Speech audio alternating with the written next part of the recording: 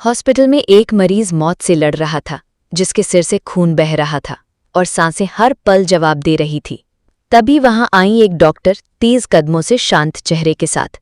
पर जैसे ही उसकी नज़र उस मरीज पर पड़ी, उसका चेहरा सख्त हो गया, आंखें नम हो गई और कंधे कांप गए, क्योंकि स्ट्रेचर पर पड़ा वो मरीज कोई और नहीं, उसका अपना तलाकशुदा पति था, जिसने कभी उसे गालियां दी थीं, तड़पाया था और उसके गर्भ में पलते बच्चे को छीन लिया था। वो उसे भूल चुकी थी, पर आज मौत की दहलीज पर वही सामने पड़ा था। और उस पल वो सिर्फ एक औरत नहीं थी, वो एक डॉक्टर थी, जिसे तय करना था जान बचानी है या दर्द से हिसाब करना है। लेकिन उस दिन जो हुआ, इंसानियत भी काम गई।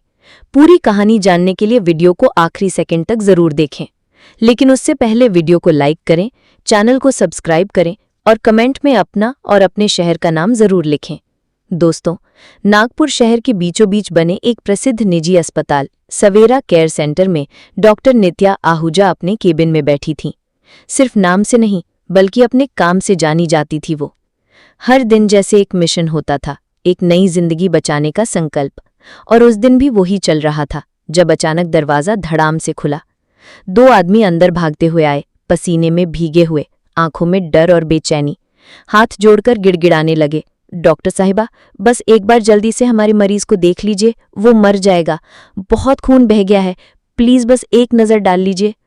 डॉक्टर नित्या ने फाइल बंद की और बिना कुछ कहे अपनी कुर्सी से उठ खड़ी हुई। कुछ तो था इन आवाज़ों में, एक बेकल सी सच्चाई जो उन्हें खींच लाई। जैसे ही वो इमरजेंसी वार्ड की ओर मुड़ी, सामने से एक स्ट्रेचर पर मरीज को लाया जा रहा था। और तभी जैसे सब कुछ थम गया, जैसे वक्त ने एक धक्का दिया। दिल की धड़कन रुक गई और आंखें वहीं फ्रीज हो गई। वो चेहरा जिसे उन्होंने जिंदगी से काटकर फेंक दिया था, वो चेहरा था अमन वर्मा का। हाँ, उनका ही तलाकशुदा पति। सिर से खून बह रहा था, एक हाथ मुड़ा हुआ था और चेहरे पर जैसे मौत की परछाई थी। नित्या की आंखों से आंसू बन निकले, लेकिन उन्होंने तुरंत खुद को संभाला। वो डॉक्टर थी, वो टूट भी जाए तो किसी को दिखने नहीं देती। आंसू पोंछकर तेजी से बोली, ऑक्सीजन लगाओ, खून का ग्रुप मैच करवाओ, जितनी तेजी हो सकती है सब करो। एक कतरा खून और नहीं बहना चाहिए, इस मरीज को बचाना है। स्टाफ समझ चुका था कि मामला गंभीर है और डॉक्टर नित्या इस बार सिर्फ डॉक्टर नहीं, कुछ और भी है। हर कोई अपने अपने काम में लग गया। आईसीयू तैयार किया गया, इंजेक्शन, दवाइयां, मशीनें, सब कुछ एक पल में जुटा लिया गया।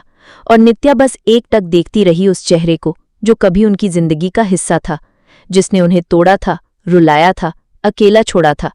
लेकिन आज वही इंसान मौत से लड़ रहा था और उसके सामने खड़ी थी एक औरत जिसने हार नहीं मानी थी।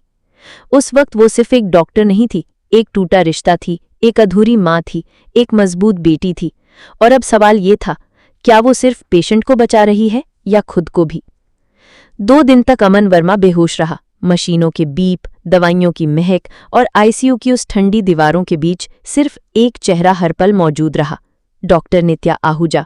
वो वहां हर घंटे आती, उसके रिपोर्ट्स देखती, लेकिन कुछ नहीं कहती। उनकी आंखों में जो दर्द था, वो शब्दों से बहुत बड़ा था। और फिर तीसरी सुबह आंखें हौले से खुली। अमन की पलकों ने कांपते हुए रोशनी को देखा और धुंधले से दिखते अस्पताल की छत से ज्यादा वो उस चेहरे को ढूंढने लगा जिसे उसने बरसों पहले खो दिया था। जब उसकी निगाहें नित्या पर पड़ी, जो आईसीयू के कोने में खड़ी थी, तो उसकी सांस अटक गई। कुछ पल तक बस देखता रहा, फिर होठ हिले और थरथराती आवाज निकली, नित्या, तुम?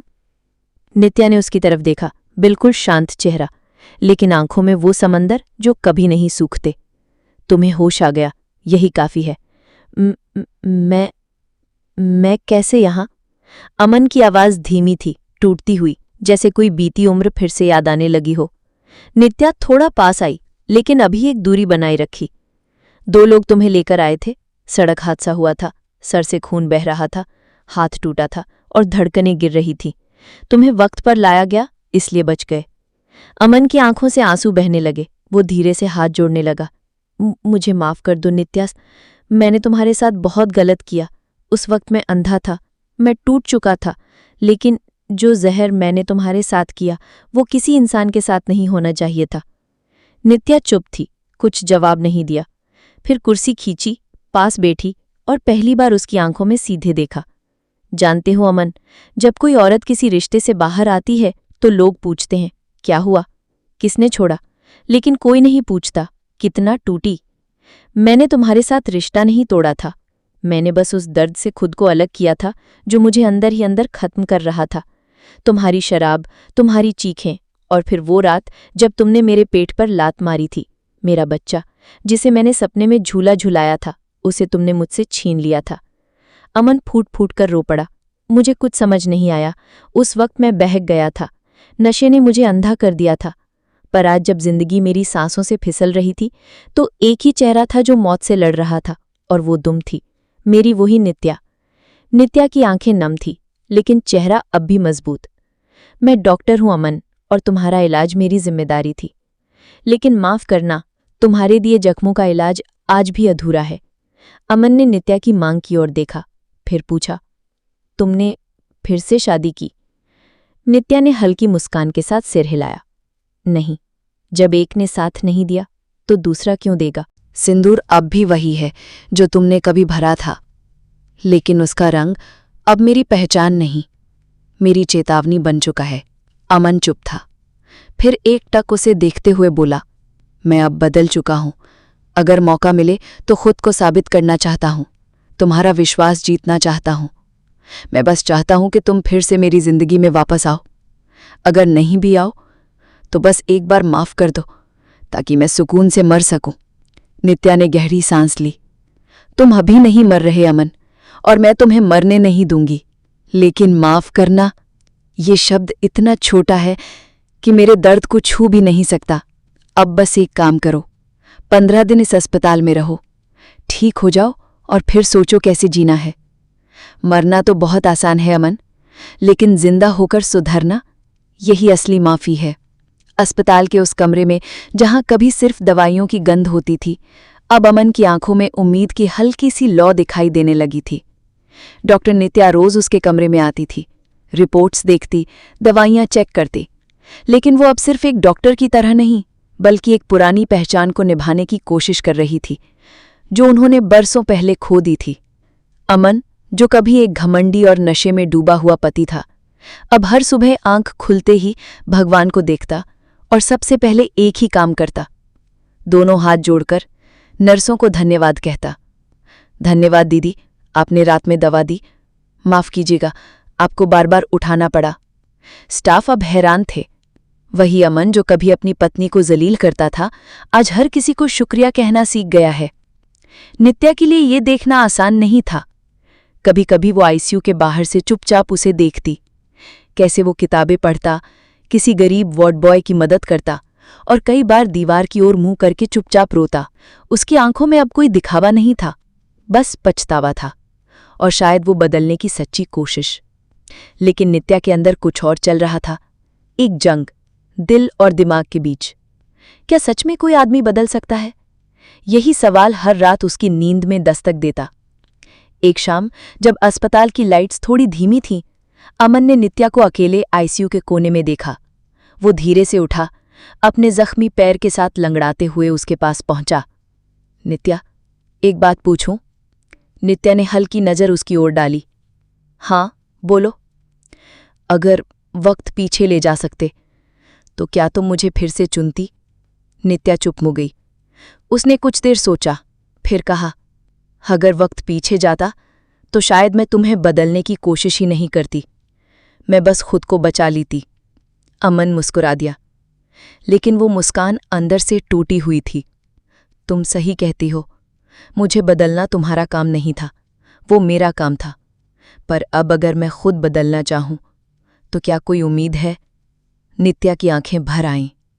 उम्मीद हमेशा होती है अमन, लेकिन भरोसा, वो एक बार टूट जाए तो उसकी मरम्मत आसान नहीं होती। तुम्हारे किए गए गुनाहों की माफ़ी सिर्फ शब्दों से नहीं मिलेगी।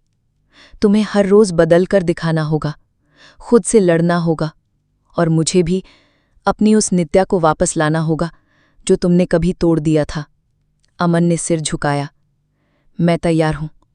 अगर तुम कहो तो यहाँ तुम्हारे इस शहर में, तुम्हारे अस्पताल के पास ही किराए पर एक कमरा ले लूंगा, नौकरी कर लूंगा और हर रोज़ खुद को तुम्हारे सामने साबित करूंगा। नित्या कुछ पल तक देखती रही, फिर धीरे से बोली, ठीक है अमन, 15 दिन और रहो यहाँ, फिर हम बात करेंगे। लेकिन एक बात याद रखना, मैं तुम्हारे साथ तुम्हारे घर नहीं जाऊंगी।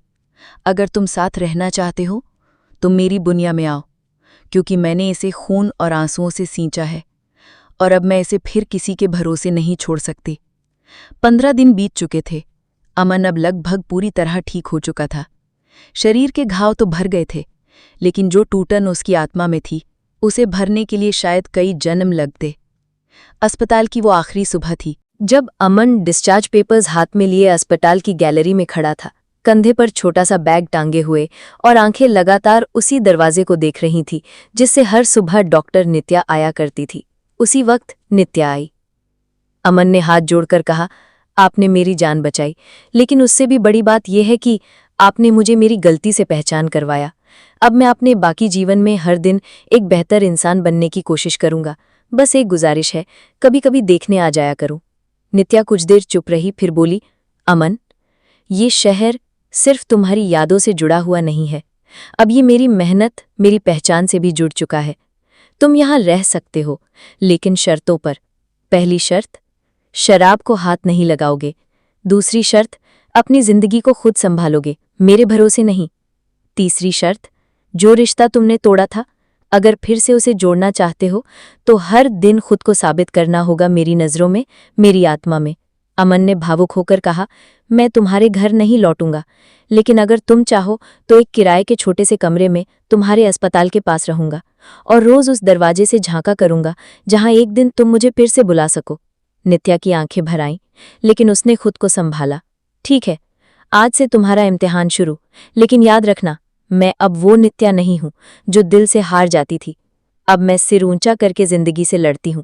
कुछ हफ्ते बीते। अमन अब अस्पताल के पास ही एक दवा दुकान में काम करने लगा था।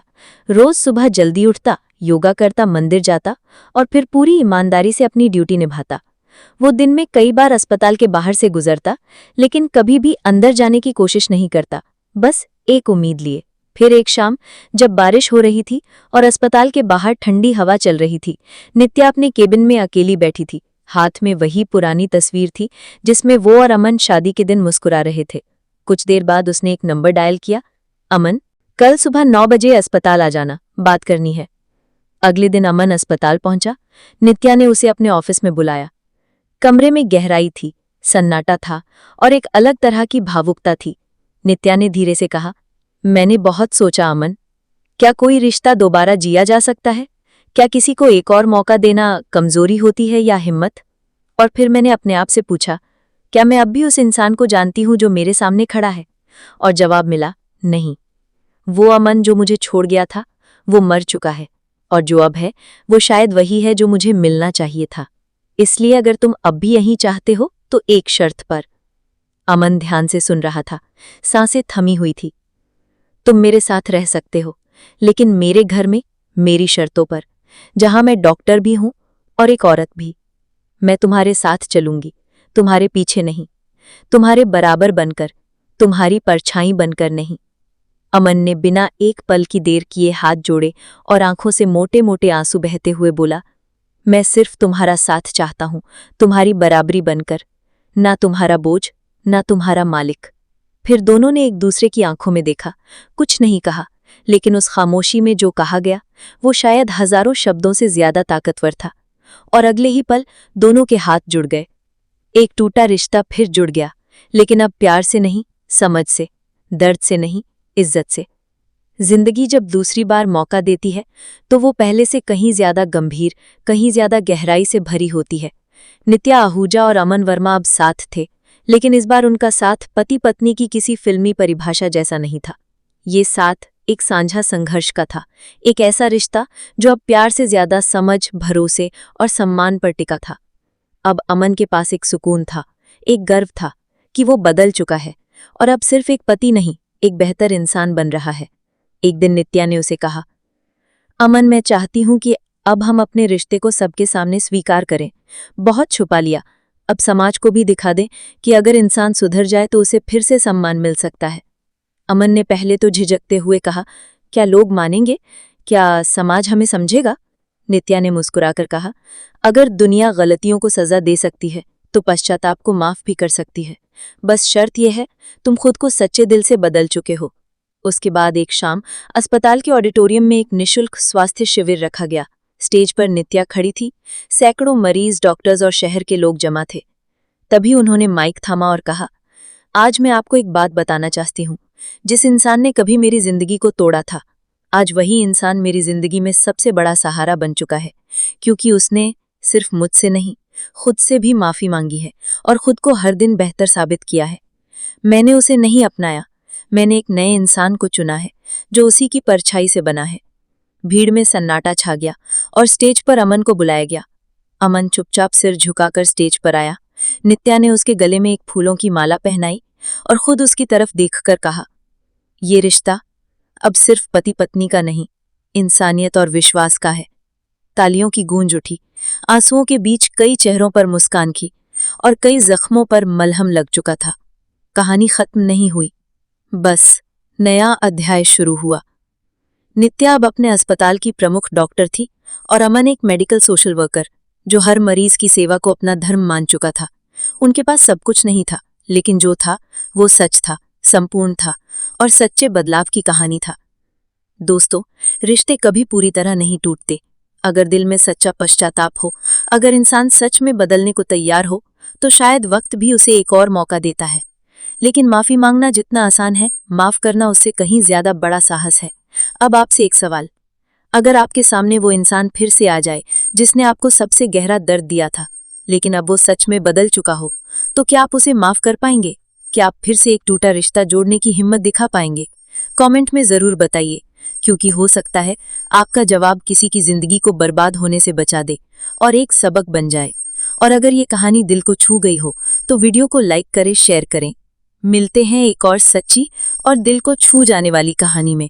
तब तक के लिए अपने रिश्तों को समय दीजिए, क्योंकि रिश्ते जब टूटते हैं तो सिर्फ आवाज नहीं आती, एक जिंदगी चुपचाप बिखर जाती है।